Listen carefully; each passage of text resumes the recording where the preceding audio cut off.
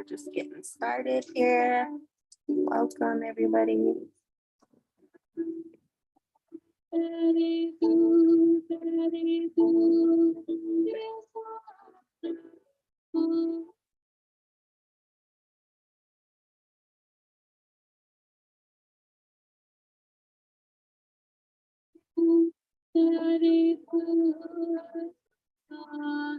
All right. So how's everybody? Hello. How are you, Lisa? Just getting started on our live here. Be sure to say hello and tell us where you're joining from.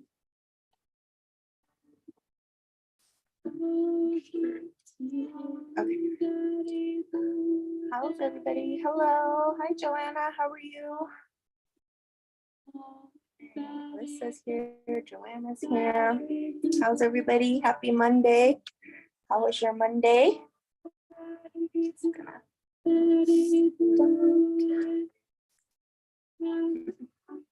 guys ready for meditation?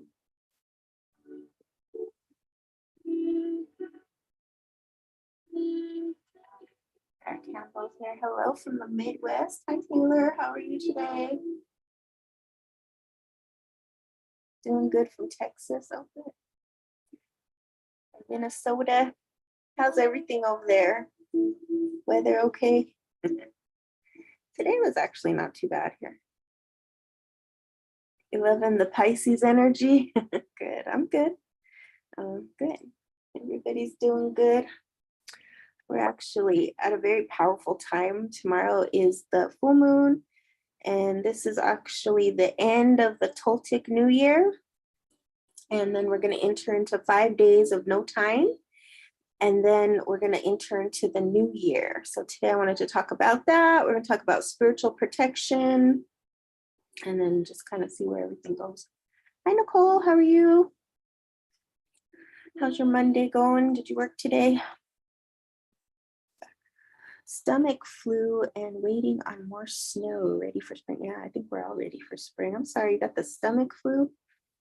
I hope that passes quickly. Tonight, yeah, we're in the full moon energy. Hello. Hello, Sassafras. Hi, XX. Let me get on my other computer. I can see better. How are you? I don't know. Screeching? Are you screeching? All right. Yeah, tonight and tomorrow is the full moon, but tomorrow is actually the new year. It's the Toltec New Year. I am good. Today is my day off. Tomorrow, double time. Oh, well, it's that full moon energy, so hopefully it'll be good. Yeah, so in the Toltec calendar, this is the new year. So we're ending 1 year. So this is like the ending of 2022. And then in their calendar system is 5 days of in between. So it's a transitional time. And during this time, we're encouraged to meditate, to pray, to clean our houses, clean our bodies, just kind of take this time to rest. And by the 12th, we'll be in the new year. And we'll talk about that today. Oh, the pollens. Oh, yeah. Isn't that interesting? There's a lot going on right now. The pollen, the energies of the universe and the moon, sinus congestion. We had some warm rain after a few weeks, cold snap. Oh, okay. Oh, I literally just ordered tobacco seeds. It's going to be an interesting. Oh, awesome. Yeah, you'll have to let us know how that goes. I want to plant some tobacco this year. But tobacco it's better, I think, to start it inside to get those seeds going before you plant them outside. So yeah, let us know. That makes sense as to why I got all my detox cleanses started. Yeah, this week is actually a fasting week if you can. I know fasting is not for everybody, but the way that you fast is that you do a small meal around noon and then like a smoothie or something at midnight. But it's not like a pure fast. And there's different levels of the fast, but you could, do a liver cleanse. You could do just a cleanse, eating more vegetables, more fruits, water. And really, the bigger cleanse, if you can do it, is to do like a social media cleanse or a TV cleanse or technology cleanse, which I know is not for everybody, but if you can, that's kind of what we would do this time of year because it's the in-between seasons. Any advice on how to be less self-indulgent, how to relieve anxiety and depression? Yeah. So one of the first things is the first week we talked about Meditation Monday, we said 1 minute of silence, morning, noon, and night, and building that muscle so that you could at least build up to 5 minutes, 10 minutes, 20 minutes, 30 minutes, 40 minutes, 50 minutes. And then we talked about the spiritual cleanse of cleansing your aura and clearing those trauma holes. So if you haven't seen my videos from the previous weeks, you can go on my YouTube channel and they're under the live section. Today, we're going to talk about spiritual protection, which I think is also really relatable to anxiety and depression, because one of the things that the teachings say is that when you are too self-indulgent or what we call selfish, it means that you have lost your ability to feel for others. That's actually what true selfishness is when you have lack of ability to empathize with other people. And so I think what you're more or less talking about is that constant need for more, because we're in a very consumerist society. So we're taught from a very young age to always want more, want more, want more, want more. And then we become very self-indulgent because it's ingrained into us. And so to break the selfishness or self-indulgence and depression, one of the techniques is to be more generous to others. Go donate your time, do something of worthwhile purpose in service to other people. And that will break a lot of that energy. And that's like almost any traditional talk about that. They talk about that in Chinese medicine. They talk about that in Native American cultures and things. We call it the giveaway. Like if you really go to any ceremonies, somebody has to sponsor it and sacrifice, and it's about giving away. It's a different mindset because in traditional society, the person who gives the most is the richest. The person who takes the most is the poorest. And in our society, it's kind of the opposite. It's the person who takes the most that we consider the richest or the most wealthiest. And the people who give away the most are usually what we consider poor. But in actuality, it's opposite. So like in ancient traditions, and still to this day, if you went to a leader or a chief or a medicine person's house, it would be almost empty. They would have no possessions. And the reason for that is because that person has such high rank in the culture that they could go to anybody and ask for something. Like they could say, oh, I need a canoe. Oh, I need a lawnmower. Oh, I need this. And so many people would rush to help them. But when you don't have that kind of trust in the community, then nobody would help you. And that was what we considered poverty. But now it's different. It's like, we have to balance the giving and taking, though. Otherwise, it leads us to misery, right? I think it's different in the spirit world. Well, yeah, in the spirit world, it's all about generosity. True spirituality is about generosity. The more you can give, like the person who gives more is more spiritually rich. Yes, exactly. Somebody's asking, did every Native American tribe get along and share the land or fight over it like everyone else? Yeah. In ancient times, people didn't fight over land. That's a modern day concept that came with colonization. Because if you look in the history, there were hundreds and hundreds of tribes that lived in harmony for thousands and thousands of years, since time immemorial. And there's a lot of ancient stories about how we originated and then went into the 4 directions. So the nature of people is not generous. You're right. The nature of people is not generous. That's a native teaching too. It takes a lot of practice, a lot of discipline, and a lot of training to become generous. Because the nature of humans is good, bad, right, wrong. But in order to become what we call a complete human or a fully initiated person, or what they call in the East, enlightened, it took training to overcome the selfishness and the survival mind. That's why we meditate, we chant, we work hard to become better. It's not an overnight thing, but the nature of humans is actually both yin and yang, good and bad, right and wrong. And spirits and let's see, spirits and guardians of the land and ancestors. Oh, you've been thinking about protection in your building yeah. And that's one way to build up spiritual protection. And that's why you lay down tobacco.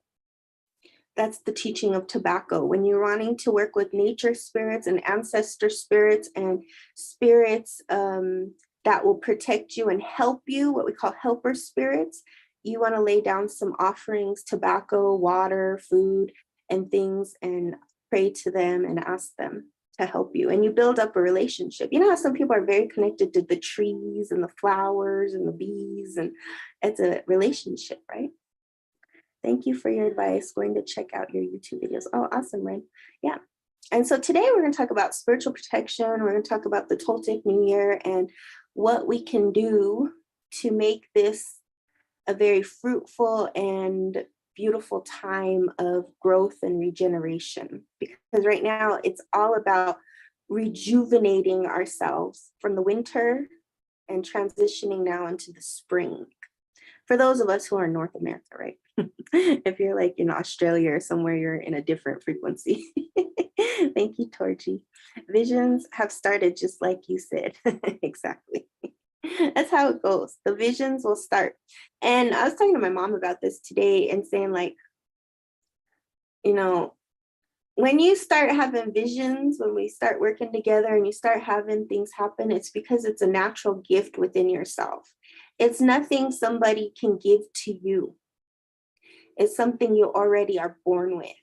What we can help you with is just to develop it and grow it and make it so that it doesn't drive you crazy. That's really what a teacher does. You agree with concerning Native Americans is their take on palmistry and astral projection as animals. I don't believe that any people ever got along in harmony. No, people got along in harmony. They did, because it was a more spiritual culture. Because in our culture, it's all about balance and the medicine wheel and overcoming jealousy, overcoming bitterness, overcoming righteousness, overcoming those lower emotions, because those things are poisonous. They're not poisonous to other people, they're poisonous to ourselves.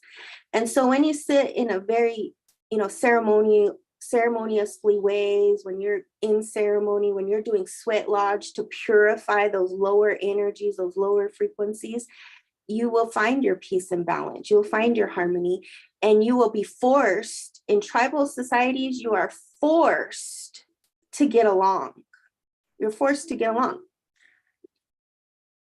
What is, oh, you're welcome. I'm glad you're getting something. What did you hear on your teaching yesterday about 2020? Yeah, we're going to talk about the 2023 SEMA. I'm not exactly sure what that is, SEMA. Shoot, it's Monday. No, you didn't miss the meditation. We just got started, Sam. You're right on time. To live that people, you just have to do the inner work. Yeah, you just have to do the inner work.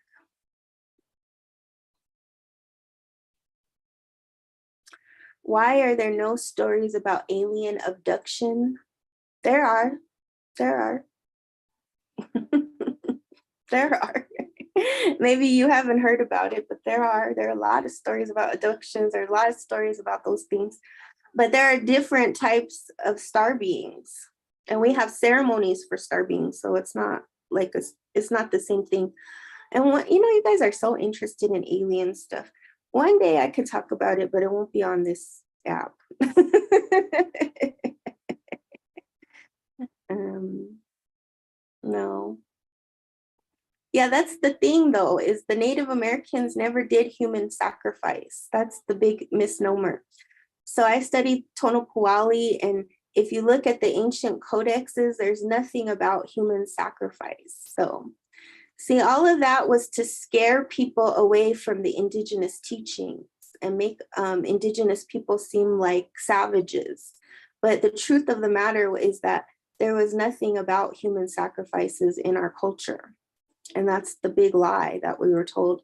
And that's the thing, is in colonization, they don't want us to get along. It's a divide and conquer so that they can have all the control. There's a 1% of people in the world that have all the control of all the resources. And then they have everybody else fighting against each other to keep those resources. So it's hard for us in a modern contemporary world to imagine that there was a utopian society, but there were. We never had war here on Turtle Island before colonization. That was a new and foreign concept. And that's why most people didn't have an idea of what was going on. They had no idea. And through hundreds of years of colonization, it broke the systems down. Sacrifice is a human thing. Yeah, but I'm talking about human sacrifice where they actually killed humans for, they did do that in certain cultures for sure. But that was never part of like the Aztec culture or Native American culture. We never sacrificed anybody. And that's why that was like the biggest lie that was shared. Because when you go to like those Aztec museum things, and they talk about how they pushed them off the pyramids and all that stuff, but when we study the codexes in depth, we didn't have human sacrifices. That happened with colonization. That was when they scalped people and stuff like that. That was from colonization. Yes, no word even for war or loneliness in Lakota. Yeah, and some languages don't have a word for no either. I always found that interesting. They didn't have a word for no. So imagine if you lived in a society, in a world that didn't say no. Just imagine that.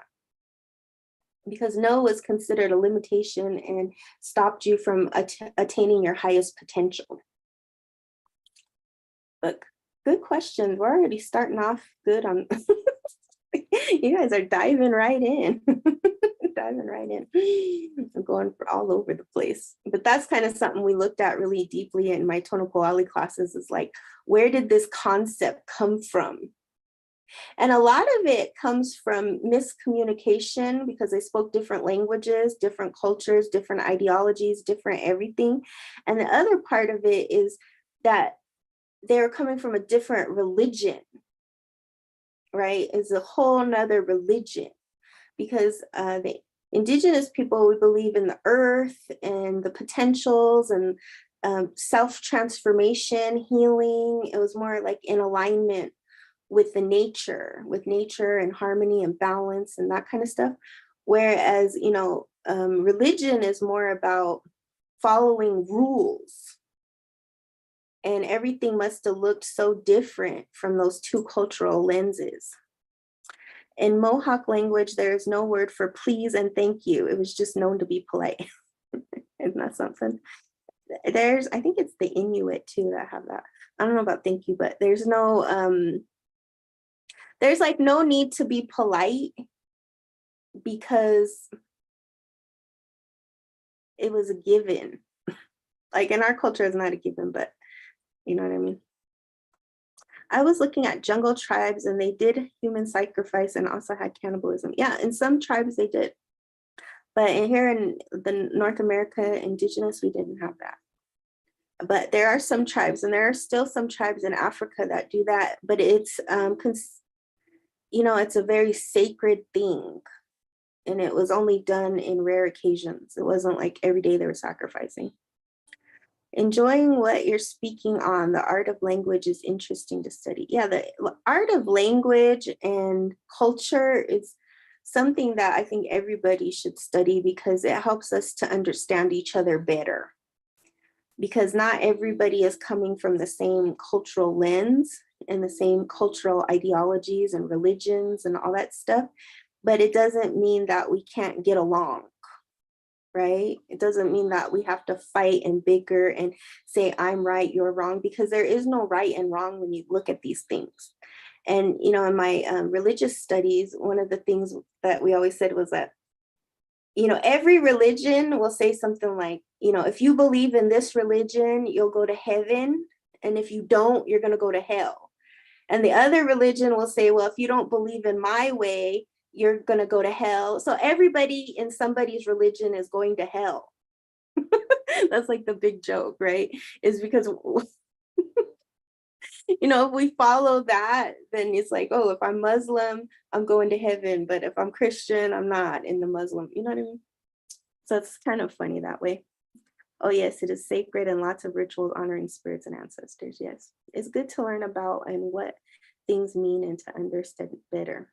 Yeah, and to be a more complete and whole person, like I was talking about, is to look at both sides of the aisle, both sides. And I think that is what we need more of during this time of transition and change, is how can we get out of the good, bad, right, wrong, and still get along, still help each other, still reach across the aisle, whether you're Democrat, Republican, Black, white, whatever, right?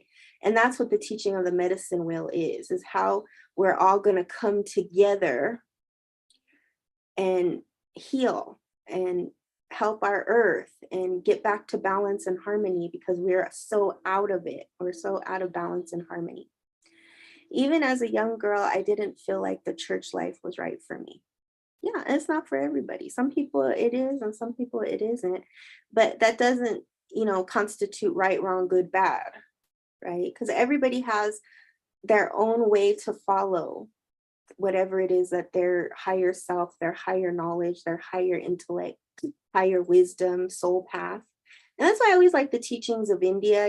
Hinduism said that you can have a billion paths to God. There's a billion ways, and they're all different. There's the path of asceticism, where you go into the woods and you pray and you meditate and you're there for, ever. You're there like Buddha waiting to enlighten.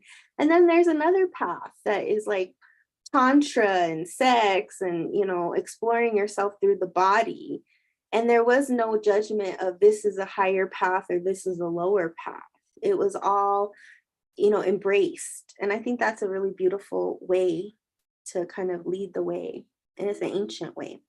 Is just how can we find our own way, our own reverence, our own, like you're saying, reverence and communication. How do we find that within ourselves and then honor it and then live that path in our daily life?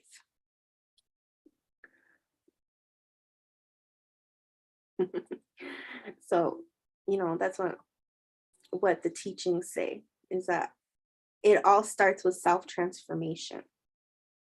It all starts with knowing thyself. And that's what we always talk about on these meditation Mondays, is like meditation is just the doorway to yourself. And then through the connection to yourself, you can start to understand all those other forces that are around us and within us. So in the Toltec calendar, there are 20 potentials, and everybody is born on a certain day, which has the number and the potential. And so you would be named that number and that potential. So for instance, like, if you were a 7 arrow, okay, so people would understand what the meaning of a 7 is and what the meaning of the arrow is. And because there was this whole system around it, you would be nurtured from the time you're born to the end, to the last breath, of what your potential is. But ultimately, it was up to you to grow that potential. because you have a light side and you have a dark side. There's the influence of the light, or what we call the sun, and then there's the influence of the nighttime, the moon. And you have to overcome those dark energies. And it wasn't considered bad, it was just considered challenging energies. And you could use those challenging energies to push you to the next level of your spiritual and physical growth. And so they would have rituals and ceremonies and initiations to help you. Now, not everybody would go to those highest levels. And the people who actually did get to those highest levels became the leaders, the politicians, the governors, the presidents. Like, imagine if all of our leaders in the world had to go through rigorous training to become a leader. You know, they had to listen well, they had to look well, they had to go in the darkness and confront all their fears. They had to sit in caves for years at a time and grow and develop and overcome all the internal turmoil and chaos and trauma and whatever to become these beautiful humans who then served. And they were held to a very high level. They couldn't mess up. They had to be almost perfect in what they offered and what they did, because if they didn't, they could die. They would be, hung or whatever. Because they're a terrible leader, because they're not living up to their potential and their commitment to what they said. So it was like, in some ways, a very strict culture, because if you didn't live up to, what you said you would, and you're dishonoring the training and the spiritual growth and all that, it was like, a huge disservice. Now you're harming the culture, you're harming our society versus growing it, because everything was about growth. This generation is supposed to take it further than their parents, take it further than their, what do you call that? Teachers. Every generation had that responsibility to go further into self-transformation and self-initiation and self-discipline. So in that way, the ancient people were very disciplined in who they were, what they knew, and they had a whole cultural around it where it's like, oh, this is what your potential is, so let's help you. Let's help you grow to that. Imagine if we still had that. This is your destiny, so let me help you with your destiny. Now, most people, the biggest question they ask me is like, what am I here for? Why am I here? What's the purpose of my life, right? But from a very young age, from day one, of their birth. And what's really cool is that in the Tonopawali, people could plan their births. They knew how to use the sun and the stars and the moon and all that to align their pregnancies to the exact date that they wanted their babies, because they knew, oh, if I have this baby, it's going to be like the perfect balance and harmony to my family. So pregnancies were very much planned in accordance to that. They had a lot of different ways that we still don't completely understand of how they did that. They could change, like the women could change their monthly cycles to align to these different aspects. And so it's a very complex and phenomenal system that still works to this day. And that's the cool thing. I wonder how that calendar would transpose over to current used one here to translate. Yeah, you can. You still can. Like, I just bought a planner. You just have to know. See, the study is that you have to know the first 20 potentials, and then you have to know the numbers. And then it's a system that you have to learn. It's not an easy thing to learn either. It takes a lot of time and effort and energy and discipline to learn it. And it's a lifetime system. You'll never learn the whole calendar. It's too complex. It's too profound. People who studied it their whole life still barely touch the surface of the teachings because it's that deep. And so, but you can learn the basics. You can learn about yourself. You can learn what day affects what. You can. It's just like, how now astrology is very like popular, like, oh, today's a Pisces moon and da da da da da. It's the same thing like that. And you can learn it. It's very much available. That the world would be a better place, yes. What it means to start your cycle this full moon.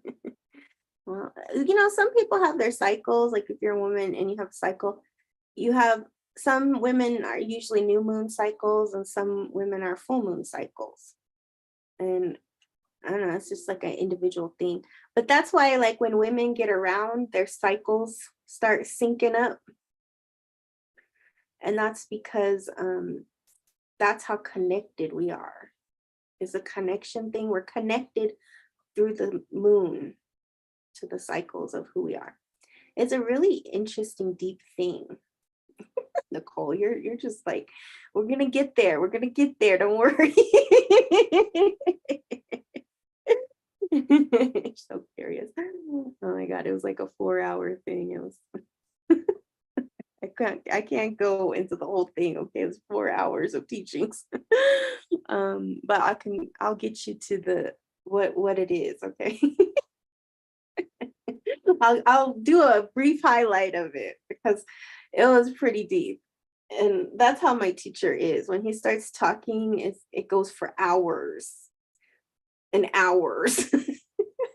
He just goes for it. He can't stop it. His wife is always like, okay, cut it off, cut it off, cut it off. And he's like going and going because he teaches in the traditional way. And he has all the codexes, the ancient symbols, and this and that. And so he's got to explain things. And then he's like, he does it in a very beautiful way. It's just, it's very like, wow, it's like almost overwhelming. But it's really good. He's a really good teacher. And he studied this since he was like 3 years old. And his teacher came to him at a very young age and took him in. And his teacher is now in his 80s and is one of the most well-known teachers on the Tonopoali. He's a highly respected and revered teacher. Yeah, he's very thorough. I don't, and he doesn't give it to you like that. Like, how he makes sure it's at the level to meet you. Like, he's not gonna give you more than what you can handle. He is a very strict teacher too. So he will only teach people at once they've passed certain tests and stuff. They have to understand the first levels to get to the second levels. It's a very traditional path, but it's never ending. And most of it is something that you have to really study from the ancient texts. He'll point the way, he'll say, this is what this means, and that's what this means. But he doesn't just give it to you. You have to do the work to study it and to understand it. Yeah, he's a wonderful teacher and he lives his teachings.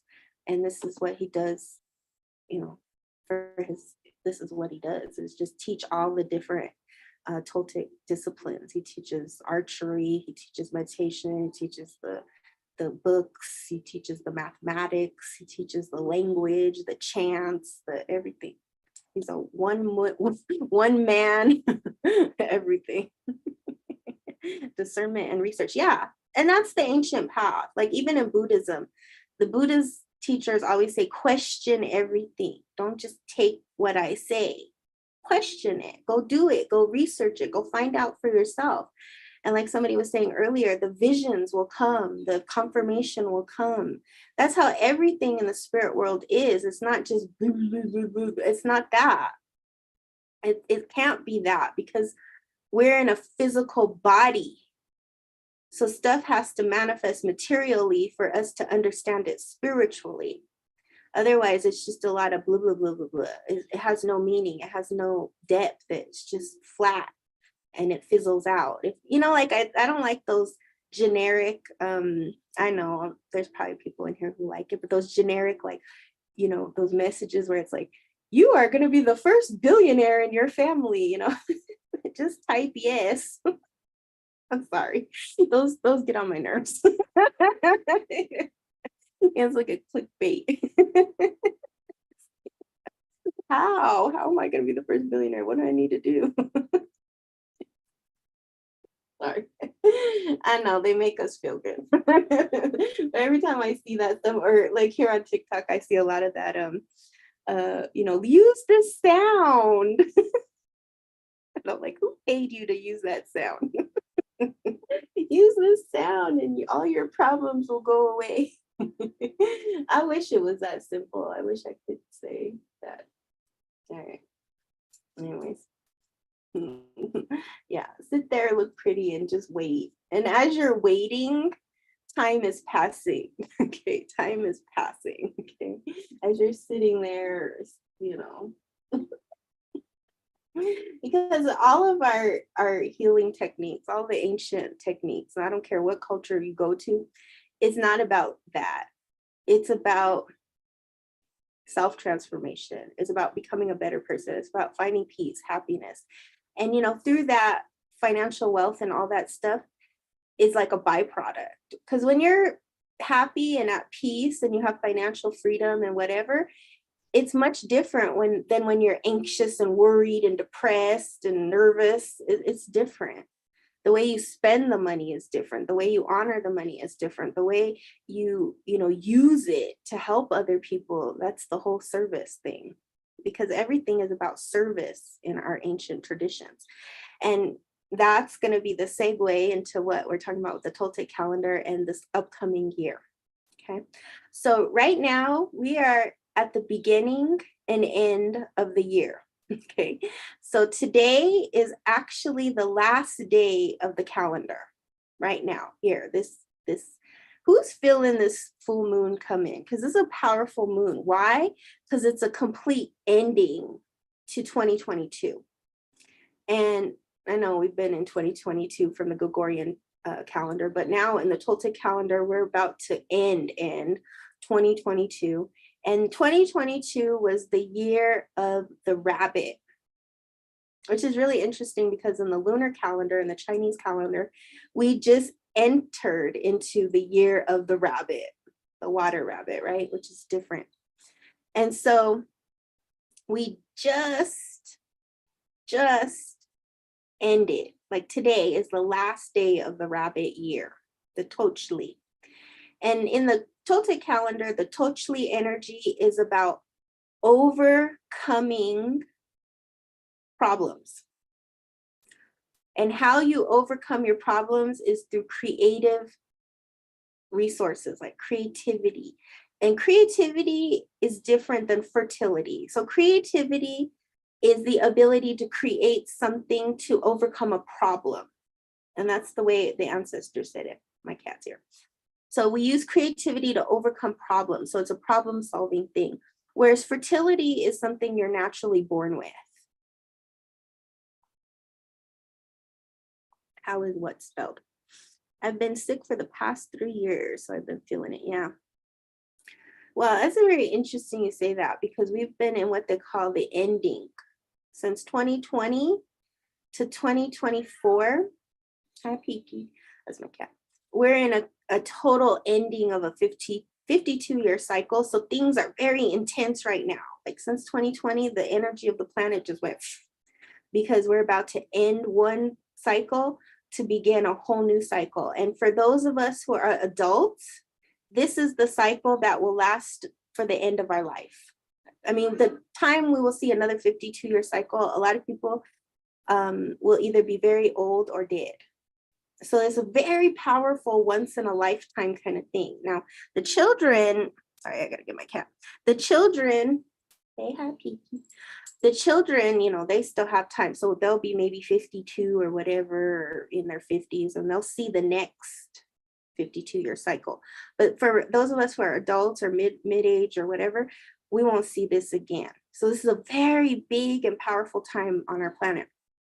And so, 3 weeks. I don't think that's a mistake because it kind of led me into 3 years thing. So right now, every year is like turning on because we're about to enter a new cycle.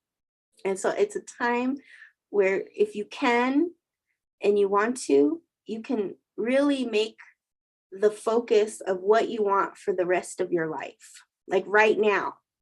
And what this year is going to be doing is setting your mark. You know how in archery, when you're shooting a bow, you have to set your mark and you're trying to get that bullseye. That's what this year is about. This year is about putting yourself in alignment with the universe, your body, your mind, your spirit, your soul, everything in alignment to make your mark. Where is your arrow heading? That's what this year is about. Where are you putting your focus?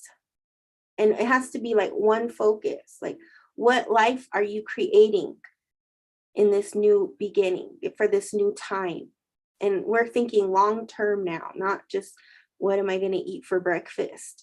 It's more, where am I going in my life? What do I want? What am I going to leave my mark here on planet Earth? And that's the power of this year. This year is an arrow year. It's about where are your arrows pointing and what is out of alignment for that to hit the mark. Makes sense? You felt that in your entire being. Yeah. Yeah, a lot of souls have been leaving these times because they're like, peace out. You know, I don't blame him. My dad was one of them. He's like, all right, I'm done. Because the ancestor crazy just started going crazy. Yeah. It's because those of us who are going to do the work and be in this next cycle, we got to get it together. Okay. And in order to get it together, you know, like in archery, your body has to be in the right place. So if you think about it in a more cosmic way, it's like, what city, what state, what house, what place, like that's going to be a big decision this year for a lot of people, is where do I want to live for this next cycle, right? Then relationship is also going to be something big, because who am I going to share my life with for this next cycle, right? And some people may be, you know, changing jobs, changing careers, starting businesses, growing businesses. You know, it's all about what is in alignment for you so that you can hit your mark, right? The universe is keeping you where you are. And that's part of it. That's part of it, is like, where am I going to go to grow the best? And sometimes it's not the place you want to be too. That's sometimes the case, is that you want to go to England. The universe is like, no, we want you in Kansas. And you're like, I don't want to be in Kansas. I've seen that a lot in people's lives, where it's like, everything I try to do doesn't work. And there's a reason for that. There's a reason for that. Your life purpose and whatever you're doing may be where you are. And when it's not there anymore, everything will move you to the next place, right? I have been in Virginia for 20 years.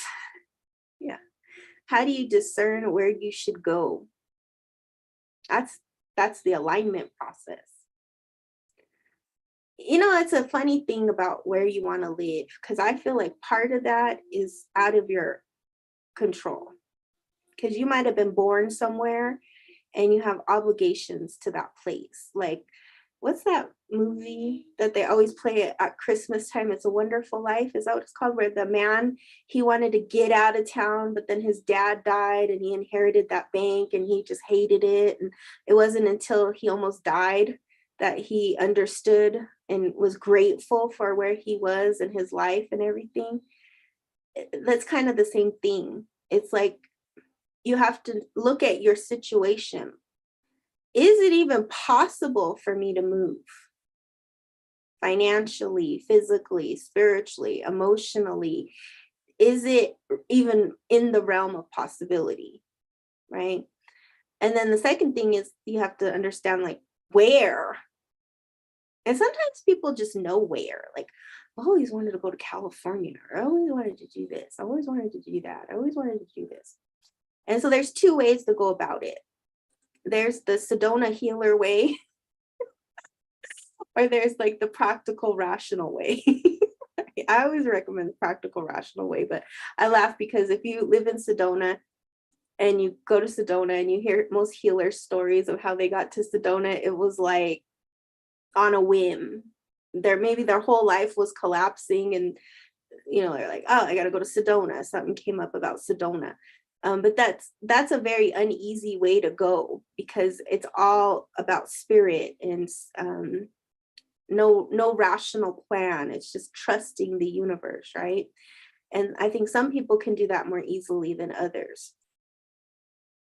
And then there's like the planning rational way, like, oh, I'm going to be retiring and I always wanted to live in Florida. Let me go visit Florida. Let me see what the vibe is. Let me see if I like it there. Let me see if I know anybody there, you know. It's the fairy way. Yeah, exactly. That's the fairy way. There's two roads, really. You want to go the crazy way or the rational way? Hi, Shamaniza. Yeah. And so there's two ways you could go about it, you know. I think the more you have, the more, you know, thoughts and feelings and emotions and stuff and all that contribute to it too. But ultimately, it's your heart. It's your heart. You know, there was a lady I knew who she was in a van. She had a house and everything here in Colorado, but she was in a van and she traveled all over America to see where she wanted to end up because she knew she didn't want to live in Colorado anymore, but she also knew she didn't want to be homeless. So she got a van and then she traveled all over. I mean, she went all over America and finally settled in the South of all places. And she couldn't believe it, but she loved that Southern energy. And I want to say it was like Savannah, Georgia, or somewhere like that, that she actually ended up going to. After she finished some stuff up in here in Colorado, she sold her house and everything, and she bought another house. But, you know, everybody's process is different. So you have to listen to your heart and what is going to work for you based on your personal circumstances. And that's where reading can help you too, because a lot of times people say, I don't know where to go, this, that, and the other. And then we start opening doorways and then they get more direction and clarity about what it is. And sometimes spirit is like, you're not meant to move right now. Don't focus on that. Focus on these other things first, and then the door will open for moving. So some of that stuff is you know, timing. It has a lot to do with timing. I feel like the crazy way is the easy way. No, it's not the easy way. Crazy way. You know, I've done the crazy way, and that's why I laugh. And what I learned from doing it the crazy way is the universe has your back. That's what I learned. And if you listen and follow your intuition, it'll lead you to the exact place and space you need, and that you will be guided along the way. But if I ever had to move that way again, I don't know. I'm older now, so I'm just like, I don't think I could do that. But, you know, 13 years ago, I could do it. Now, I don't want to do that. I don't want to do that. The older you get, the harder it gets. When you're younger, it's okay. So if you're young and you have a lot of time and you're a free spirit, you know, that's what you can do. But as you get older, it's harder because now you have more responsibilities, you have more things, you know, you've already been there, done that in a lot of ways. So the Spanish moss is nice down here there. Oh, you know, the Spanish moss, that's funny. You were just talking about that. We were just talking about that in my lecture yesterday. And the Spanish moss is an excellent medicine. You know, it's really good for digestion, clearing the stomach, all that stuff. But what they would do as part of a ritual is they would put it all along the window sills to protect themselves from at this time. Because part of why I wanted to talk about protection today is because during this 5-day period, it's a very sensitive time. Everything is shifting. It's like almost like a 5-day eclipse. That's the energy we're in. And so they would put the Spanish moss around the windows and doors and everything for more spiritual protection because they don't want things entering in during this time of extreme fasting and praying and connection to the universe. So it was also about like now during this 5-day process, making sure you're doing some spiritual protection so that you can have a very clean and uplifting 5-day period. And I know in this day and time, a lot of people are working, you know, you're engaging. You're not like in the ancient times sitting in your house, fasting and praying and meditating. Not everybody has that luxury. But if you do have that and you can do that, you know, try to connect even in 5 minutes of meditation this week, every day, to connect to those universal forces that are now helping us to transition into this very powerful year of life-changing, life-altering decisions. That's what this whole year is about, is decisions. And I think a lot of people, especially if you're in this room hearing this message, you're going to experience decisions in your life. Yeah. How do we book a reading? Is 33 young? 33 is a really good age. The link is in my bio for all my readings. 33, I always call it the Jesus year. I don't know. There's something magical about that year. I think 28, 29, 30, 31, 32 are really difficult years for a lot of people. They're life-changing years. And then 33 is kind of how you all come together. It's like it all comes together in some way, shape, and form. And that's not for everybody, but that seems to be a theme. But in the Tono Poali, the biggest years of your life are 13, 25, 40, and 52. And then every 13 years after that. So every 13 years, your whole body and your whole system goes through a transformation and you become a new person. And that's even biologically proven through research and science. Oh, thanks, Joanna.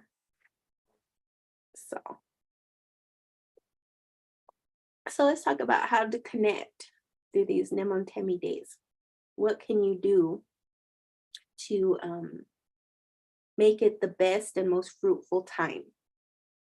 Well, the first thing they said is that we have to cleanse. That's why we do the fasting. And I said earlier in the live stream, the fasting was like you eat a light lunch or brunch, like around noon, of like a protein. It could be like quinoa, or it could be like chicken or fish or something, but a lean protein could be beans if you're vegan or vegetarian. Quinoa is an excellent protein, and some kind of greens like vegetables or steamed vegetables or a salad, arugula. And you don't want to put any kind of sour dressings or chilies. Okay, you want to make it kind of bland.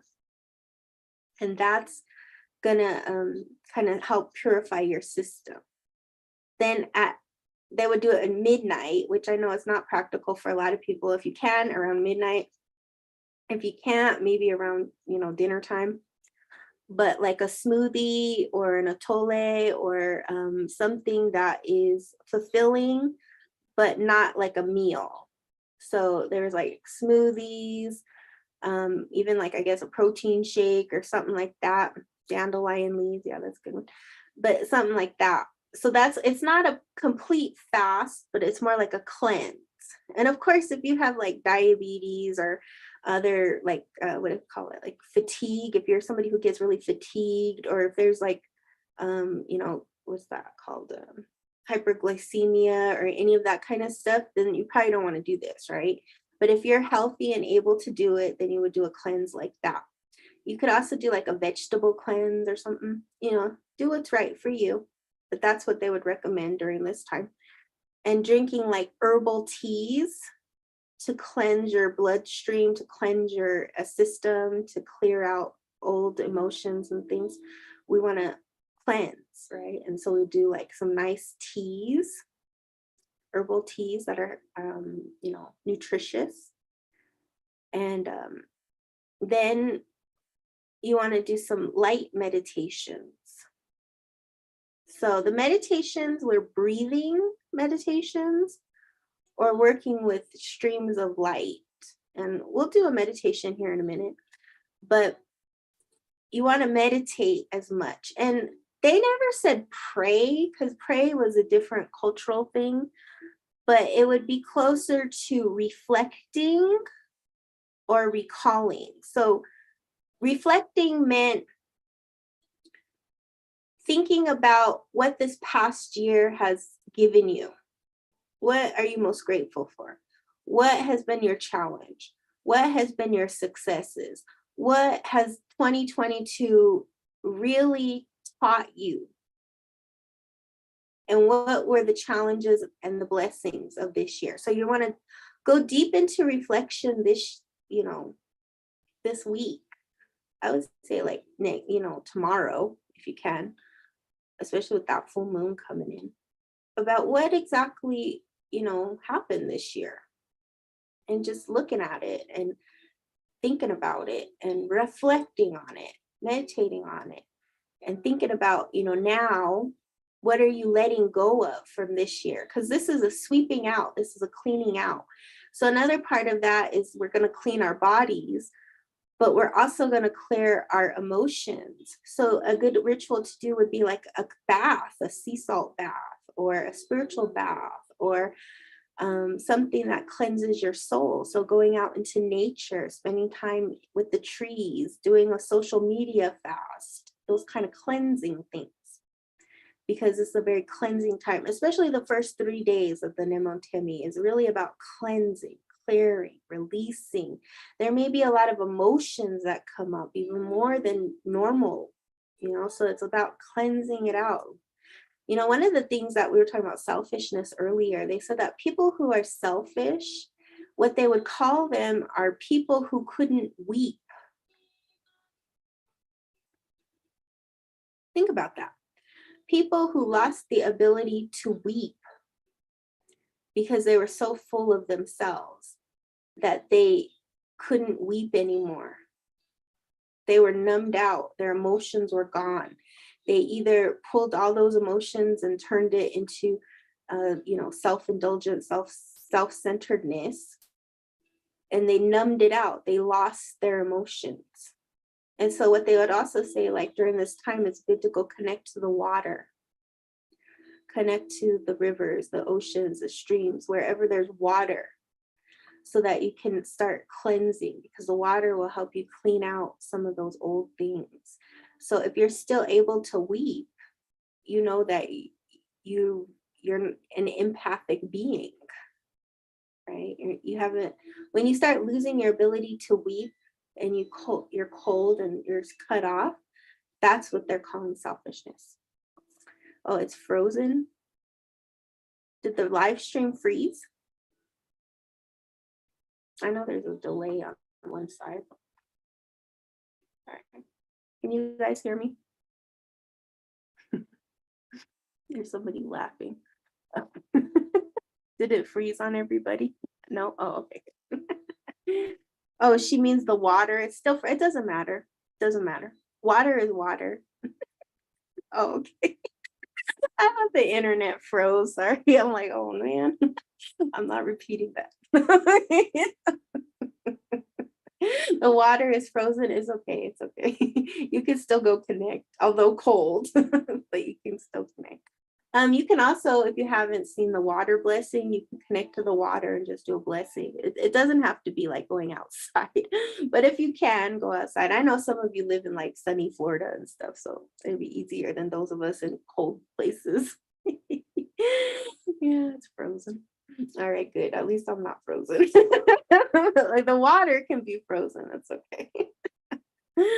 But it's a cleansing time. It's a time to reconnect. It's a time to rejuvenate.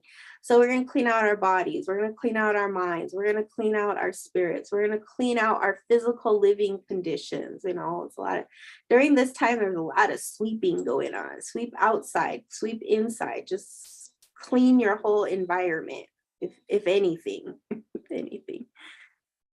Oh, good. You went and found a nature spot. Good. 33 friends. Oh, good. So, we're going to clean everything out. We're going to get ready for this new beginning, for natures. See, the Tono Poali works on nature. It's all about the nature cycle. So it's connected to the moon, the stars, the planets, Earth, everything. It's all connected. And every month is a different aspect of Mother Earth. It's a different aspect of what we can do, how we can align ourselves to the universal forces and make it the best. That's what the whole system is about self-transformation and how to use universal forces that are both within you and outside of you to become the best person that you can be. And why do you want to become the best person that you can be? It's for service to others. That's the whole system. That was what the whole calendar was about. It was about, why do I want to be the best person? Is because I want to serve other people. I want to help other people. I want to be a valuable contribution to my society. And that's why the people who underwent the most rigorous training and the most incredible sacrifice were the ones who were destined to be politicians and leaders of society. Because when you go through that incredible amount of self-transformation and becoming the best possible person you could become, it's a natural byproduct to then share that and bring that into your society. And the responsibility was that every generation was to make it better than the generation before. But in the Buddhist teachings, they say that right now, why it's so hard is because we're in a time of degeneration.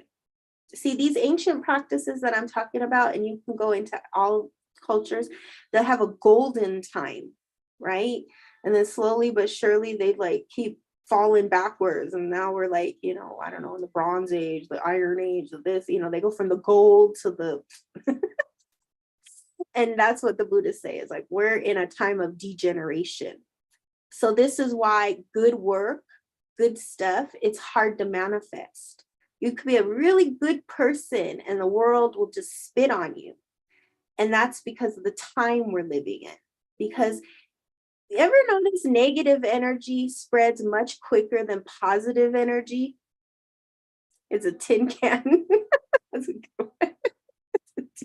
We're in the tin can era. The heart is beating again. Oh, that's good. But that's a good one, Sandra. We're in the tin can era. But you noticed that, Cammie, where the aluminum era. I think actually we're in the plastic age, right? Because everything is plastic. Oh God, we're in the plastic age. In the tin can, the plastic age. Everything's fake, right? Everything's going downhill. It's sad, but true. And that means that you have to pray more, you have to meditate more, you have to do your spiritual practice more because of the time we're living in. Because it's the time of degeneration. It's not a time of regeneration. There will come a time of regeneration, but in the Buddhist teachings, they say it's not for thousands of years. But in the Tonopoali, we're in the shift of 52 years. So we could start there. We could start there. But yeah, we're not in the easiest times of living. We're in the time of degeneration. We're in time where negative energy is stronger than positive energy.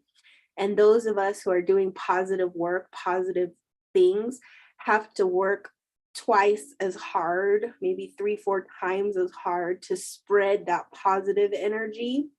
And we will get a lot of negative energy in return.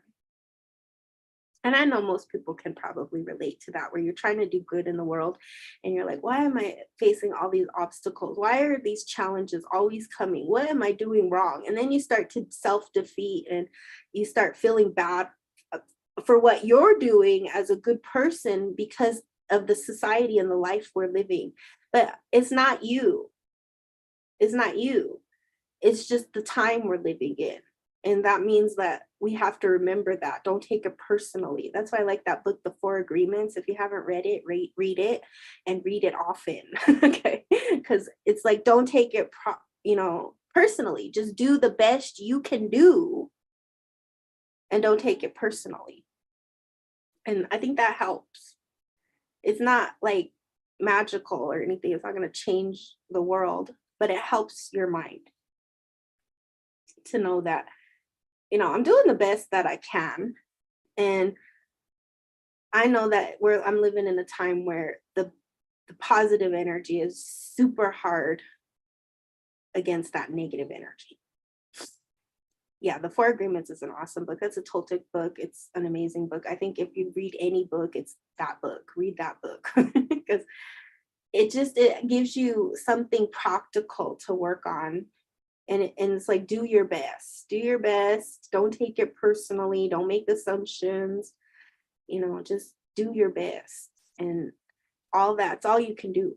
That's all you can do. But this year, make your mark.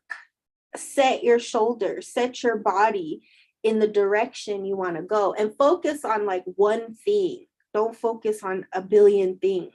Focus on one thing. Like, okay, this year I'm going to grow my business. Okay, this year I'm going to work on spiritual development. Oh, this year I'm going to work on financial freedom. This year I'm going to work on school and graduating and finishing or whatever you're doing. This year I'm going to set my sights on, buying a house or buying a car or whatever it is, but just kind of freedom, right? Freedom, love. I want to get a new relationship. I want to get out of a relationship.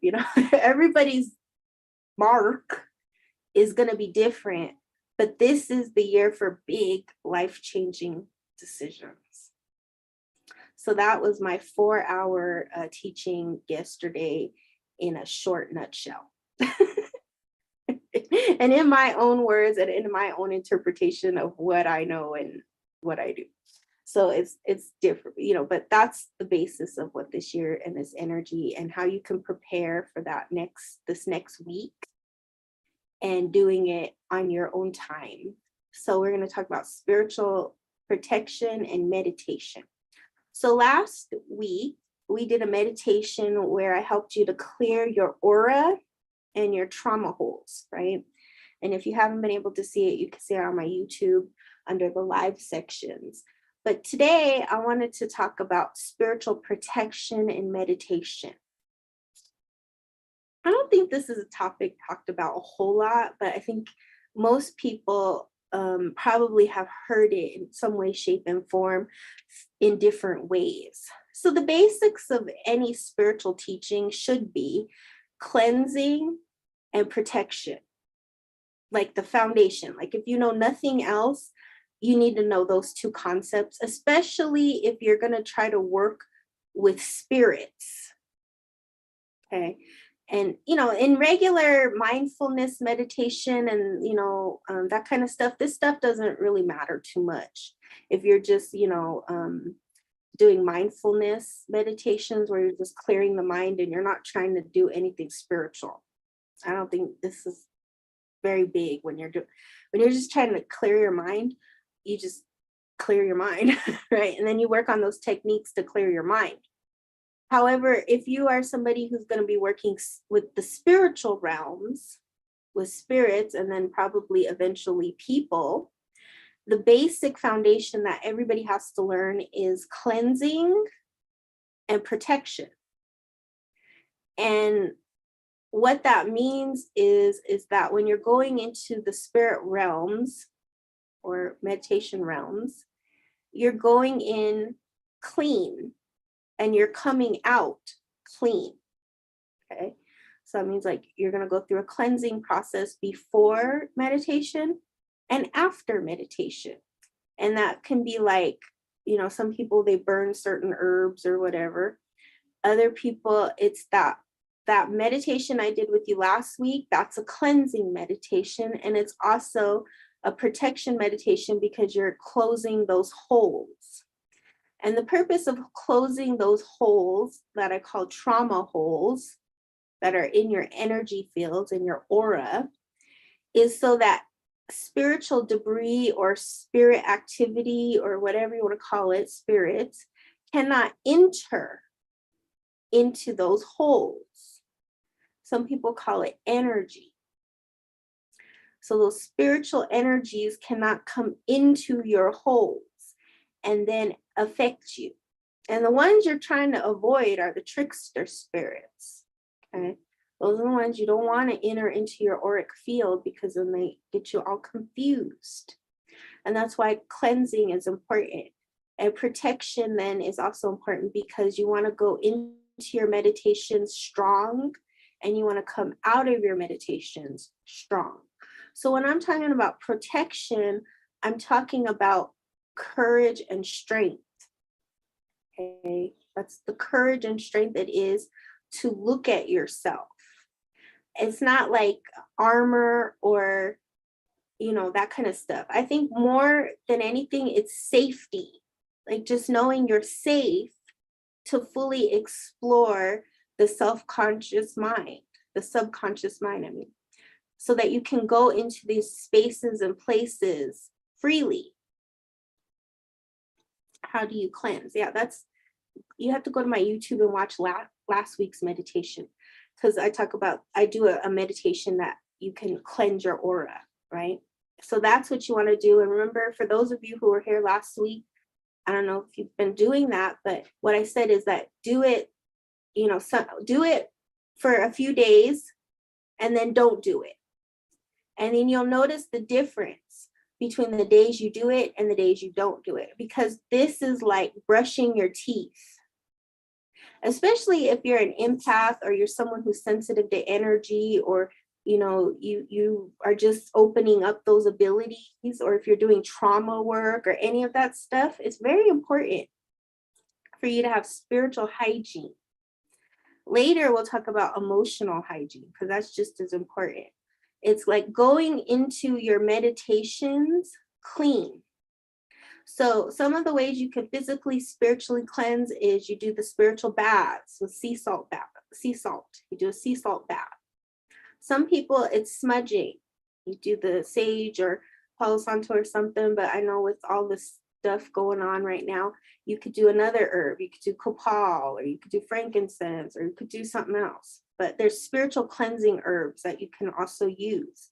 But I recommend the spiritual bath, because spiritual bath is going to also do an emotional cleanse for you. Because when you go into the spiritual bath and you do it right, you should be crying. You should be releasing. That's what those minerals do. Anytime you go into a mineral bath, like a sea salt bath or hot sulfur springs, or those kind of, what do they call those? Hot springs. That's what those are for. That's what cleansing is for. In Native tradition, we go to the sweat lodge. That's what that's for. It's purifying, cleansing, praying, connecting to the ancestors, to spirit realm. And we do the sweat lodge in preparation for ceremony, because ceremony is where we're going to connect to the spirit realms.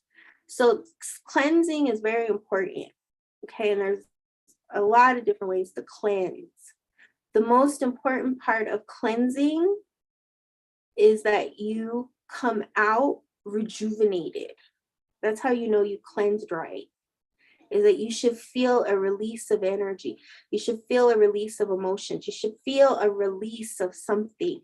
And that's what a spiritual cleanse will do. What if you come out super tired from the baths? Not crying, but tired. Tired is good. Tired is still saying something happened. Okay? You don't have to cry all the time. Sometimes those emotions don't come out. But if you're feeling tired, it means you're relaxed, right? Your comment stuck. I don't know what that means.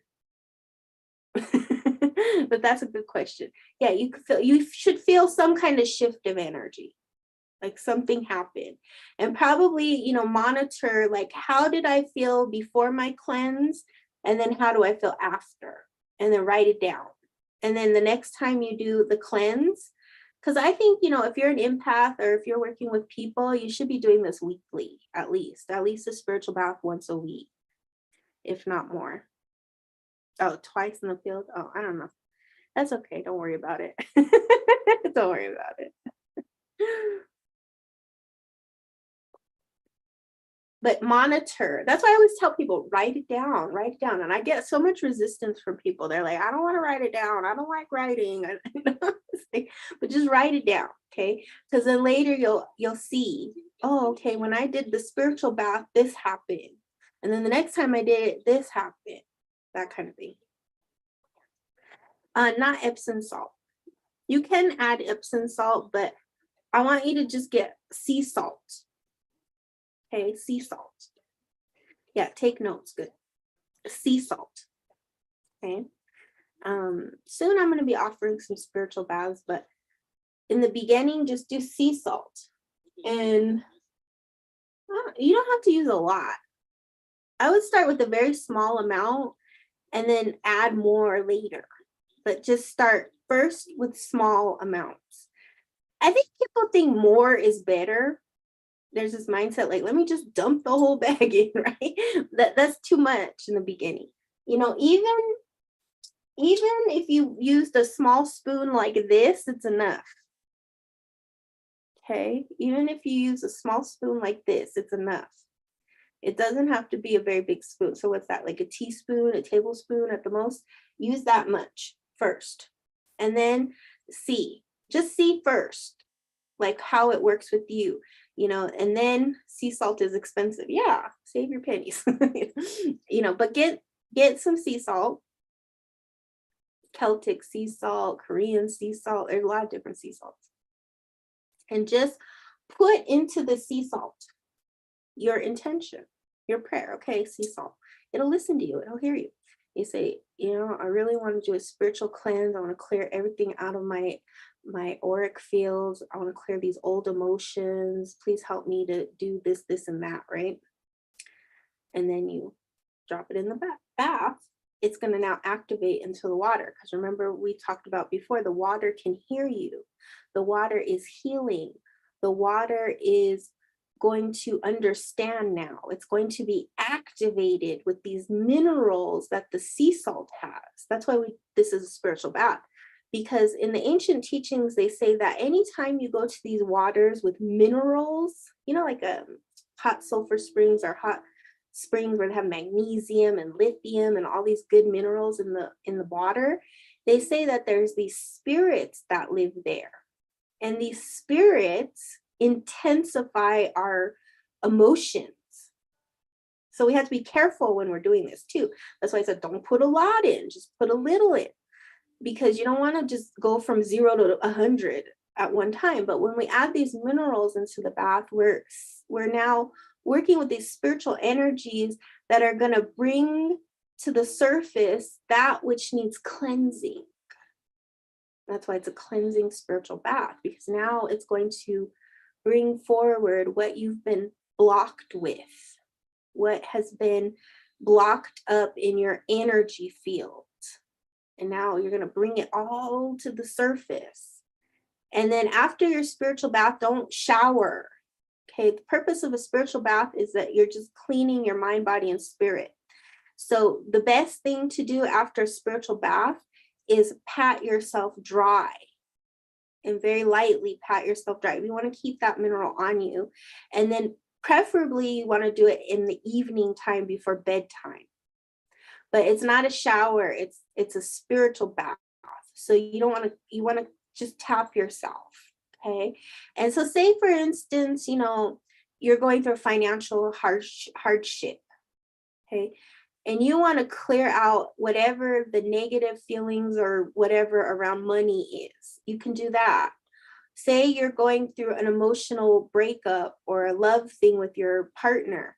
You can have the spiritual bath help you release whatever it is blocking the relationship or helping you to heal from the heartache. That's what these baths do. It's cheaper as a block. Okay, you guys are giving good advice on the salt. Don't go out of your budget for this stuff. Okay, you could just go to the dollar store. I think they sell little sea salts there. You could go to different stores. Okay, don't worry about the money part of it so much.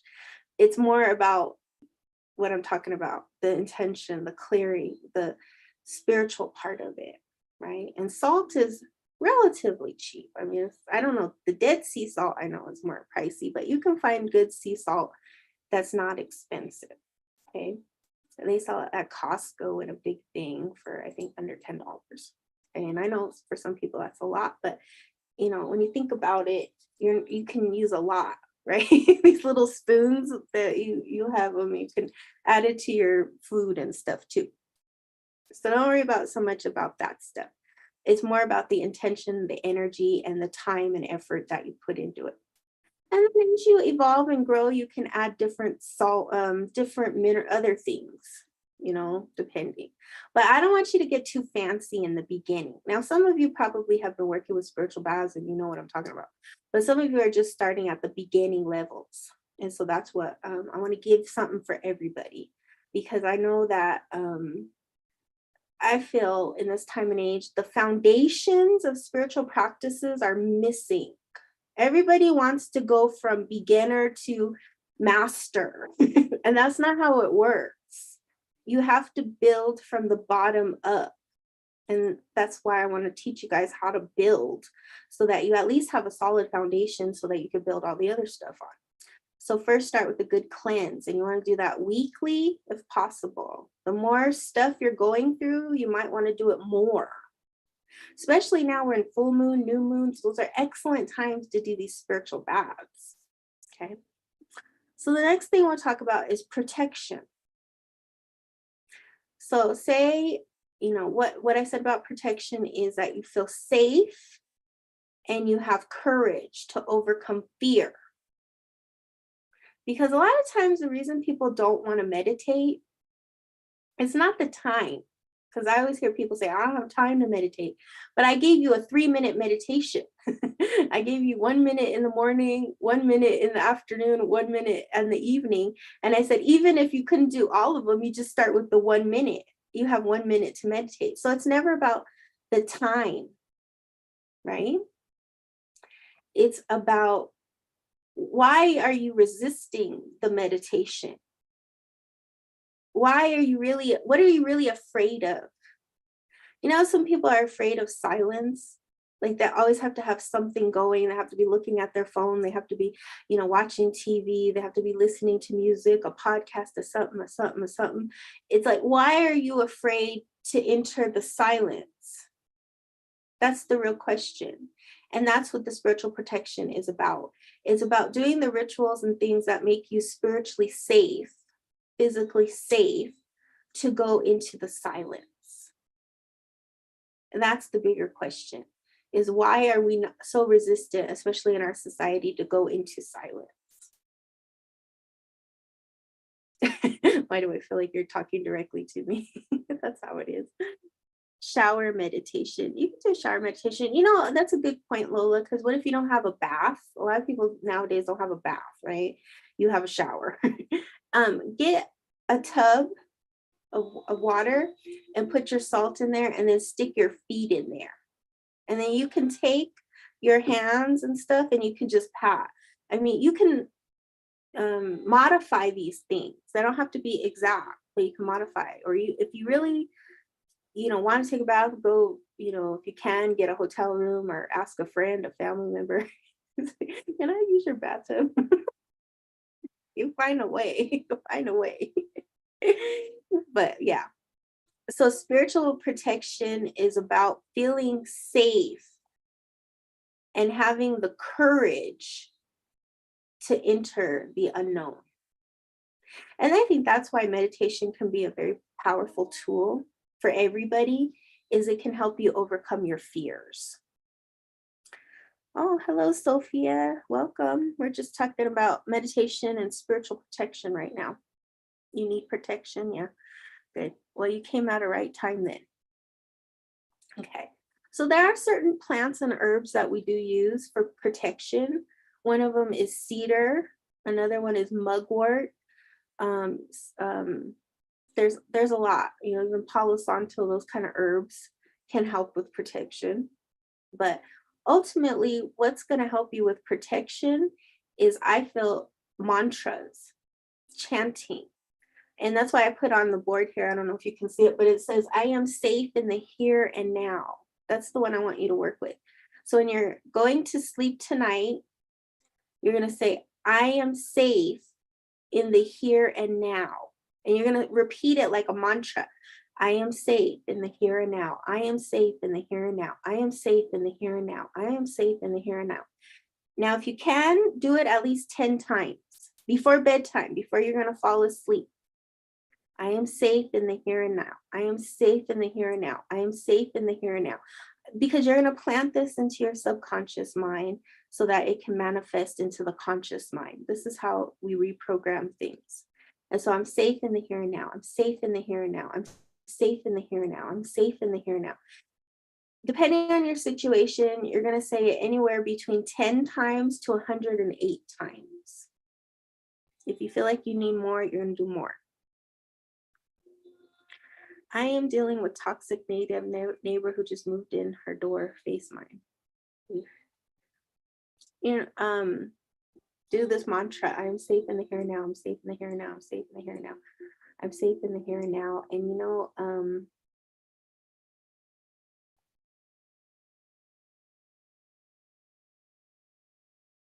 are you in an apartment building or are you in a house? Their door is facing yours. If it's their door is in the front of yours, what you can do is you can, get some cedar if you can. You're in an apartment, that's what I thought. So you're gonna have to do some protection rituals around your door. So depending on how toxic this energy is. But first do the mantras every night for this week, 1 week. But the next thing is if you can get some cedar and cleanse your front door and get a selenite. You can either get a selenite or a cactus and you put it in the front of your house. I don't know what the weather is like over there, but if possible, I put it on the outside of the door, the cactus. If not, then you're gonna put it right at your door. Okay. Yeah. Yeah. But do these things. Do the I am safe in the here and now. And then do the cedar and then either selenite and or cactus at your door. Okay. And then you'll see how that energy will shift and change. It'll shift and change, but just don't let it affect you. So now again, with the spiritual protection, it's about not allowing outside influences to influence your inner peace and happiness. And that's why we do these rituals. That's why we do these things, is because we're trying to build a spiritual muscle so that nothing will blow us down. Because when we have strong roots within, nothing can shift us, right? But when our roots are shaky, it's like any little wind can blow us over. So meditation helps you build up your physical, spiritual, and emotional stamina. That's why if you ever notice people who meditate a lot are very calm. Very calm. You could do ash too. Yeah.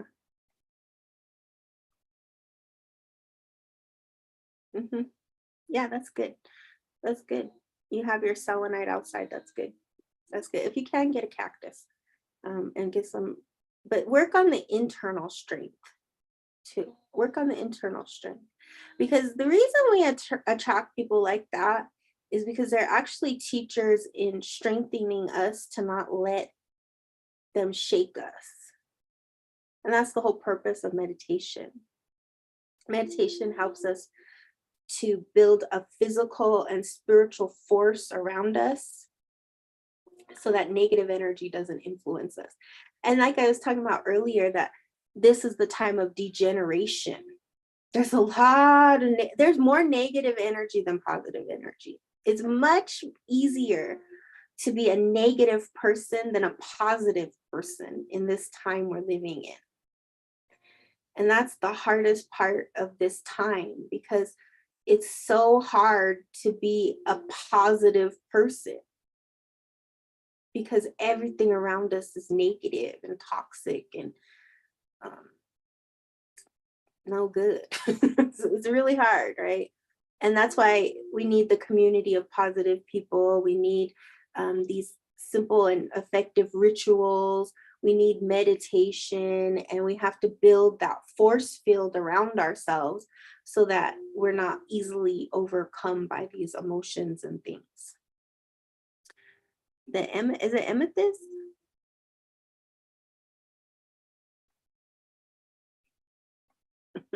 Yeah, it's okay. But if you have a strong force field around you, then the succubuses can't get to you.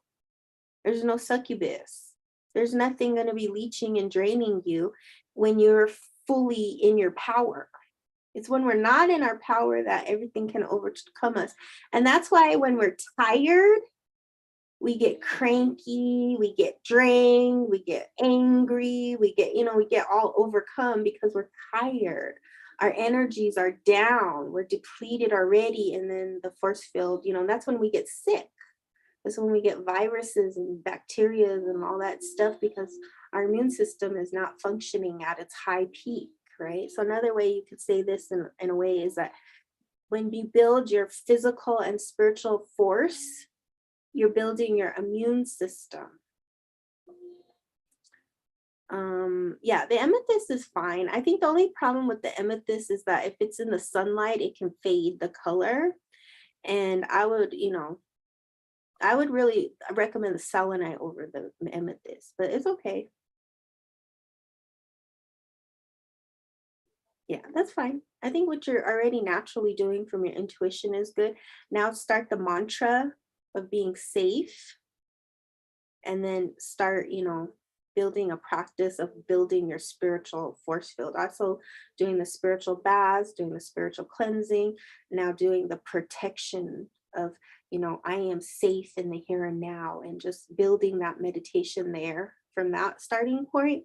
Because a lot of the reason people can't go into meditation or are afraid to go into meditation is because they're not feeling safe. And so first we have to work out the safety issues to fully go in. I notice it less and less, but the people I love, I let in, and then I notice when I don't feel good. Yeah, that's the hardest one, is having boundaries with your loved ones, right? Especially children, children or parents or grandparents. Those are the ones. Yeah. Yeah, you could go to my website, or, I have a link in the bio, and there's a lot of information about my private sessions. And if you still have questions about it, you can send me an email. But first check out the link in my bio and you can see the different services I have. Because I also offer spiritual training. So, but there I have a write-up about it too. So thank you. Yeah, so is there any other questions? That's what I want you guys to do this week for meditation, for this week, for the Nemotemi week, is to build up your force field, to add in the spiritual protection, and to work with this mantra of I am safe in the here and now. And if possible, do a sea salt bath, and do some of the things that we talked about. If you joined late, you can always watch my reruns on YouTube at SongBirdGrandMother, and you just click on the live tab and you'll see all the lives and that. This week, because it is the Nemotemi days, I'm actually going to take a few days off. So I'm not going to be on until later in the week. And I think I'm going to try to do Friday and Saturday. But I will announce it on my Instagram stories on when I will come on again, because this is a powerful week and it only comes around once a year. Raise canaries. Oh, wow. The canaries are the ones who could always detect the toxic energy, right? They would send them into the places that they were trying to go, like the caves and the mines. And if they died, then they knew there was toxic energy there. They're poisons, right? Canaries are very sensitive that way.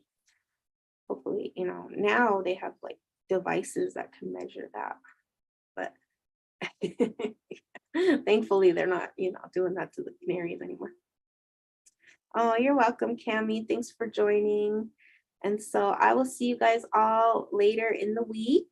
Until then, have a beautiful and blessed transition from 2022 to 2023. And oh, you're going to go to New Mexico? Oh, ain't that perfect timing? Ain't that something? You're going at the end of the year, huh? You'll start your new year in New Mexico. Wow. Good night, Tara. You're welcome, Kelly. You're welcome, Karen.